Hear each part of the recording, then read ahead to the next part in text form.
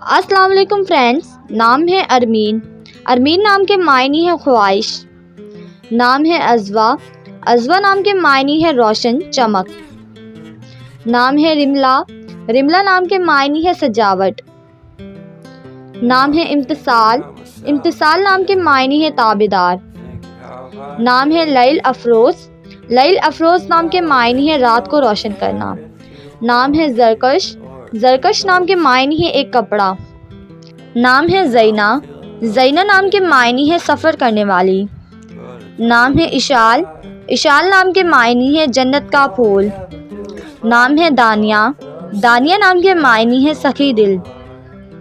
नाम है ज़ारा।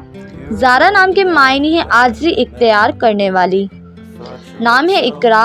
इकरा नाम के मायने है पढ़ने वाली। नाम है नबीहा। नबीहा नाम के मायने है अक्लमंद। नाम है हमना। हमना नाम के मायने है समझदार। नाम है खुशी। खुशी नाम के मायने है मुस्कुराने वाली, मुस्कुराहट। नाम है शर्मीन।